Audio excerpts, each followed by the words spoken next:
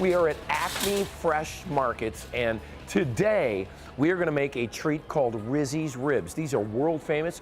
All you need is an oven and an Acme Fresh Market like mine in Fairlawn. We're going to go through today. I'm going to show you the ingredients, show you the recipe, and when you taste these ribs, you're going to absolutely love them. All right, let's go. Never hurts, though, to get one of these. This is just a little eco foil, and what we're going to do is we're going to use this to prep our ribs. Before we actually cook our ribs, you'll see they're going to sit in pineapple juice for a while, and then they're going to go overnight in rub. And I usually like to use one of these. Those things are only a couple of bucks.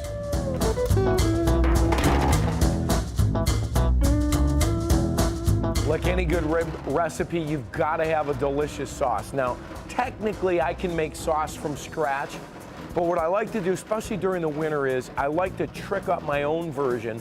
And I will tell you this, I usually start with a base of open pit. And it is open pit original. I usually always keep some in the house.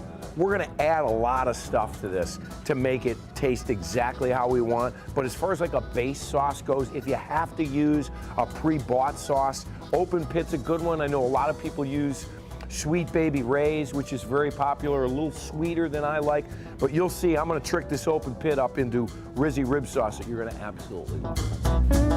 As I said, there's a lot of prep work in the ribs. We're gonna treat the meat before we actually put it into the oven and bake it and then finish them off on the broiler. And one of the things I do is I soak the ribs in pineapple juice, and I'll explain why. Come on. Crushed pineapple, okay? If you use juice, you've got to submerge the ribs in the juice. Crushed pineapple sticks to the meat a little bit better. What happens is the sweet pineapple enzymes break down the meat and make it more tender. Okay, it's a little, actually I'm revealing this trick to the entire world. A lot of people use this.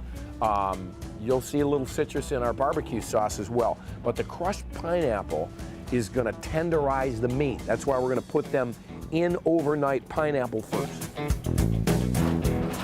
Here we go, the rib section. Hey, here's our meat manager, John. John, how are you, buddy? Good, yourself? Great, great to see you. Good seeing John, you. looking for a couple of nice slabs of ribs. I know there's different kinds. There's baby back, right, and then there's also the St. Louis style. What's the big difference? Baby back comes from the loin itself. Okay, the St. Louis rib actually comes from a whole spare rib. Okay, whereas they trim the brisket bone all the way off. Okay, this way you have a center cut spare rib, you see. So you'll see the same lines, the same bones in there, but that brisket bone is missing. Okay, so it's gonna be more of a meaty product. You're not gonna have to fight as much bone as you are with a regular spare rib. Sure. And a little bit easier to cook and everything. Yeah, a little more meat on the St. Louis style. Exactly. Our recipe, you can use either one, but I'm going to use the St. Louis style because that's what I was raised with. Those are the ribs I used to make at my uncle's restaurant back when I was a teenager, like 100 years ago. In addition to the baby back and the St. Louis style, we've got other ribs. What do we got? So right here we have small packages of Western style ribs, regular and family pack. Now these come from your pork shoulder, Tony.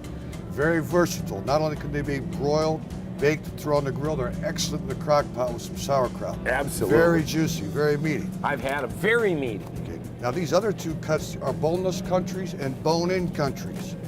Okay, these are actually processed from the piece of pork that is called the prime rib of pork. Extremely tender, extremely tender. Great on the grill too. Absolutely. So you guys have 5, 6 different kinds of ribs. We do it all for you. Whatever you need, we got it for you. Pick me out a couple of nice slabs already trimmed. These look like a couple of nice mediums, Tony. Yeah, a couple of nice mediums. Okay. Right there. Oh, there we go. St. Louis style pork spare ribs. Again, if you want to get picky, you could trim these up just a little bit, but they usually are already marbled with the perfect amount of fat and meat on. Johnny, thank you. I know these are going to be absolutely delicious.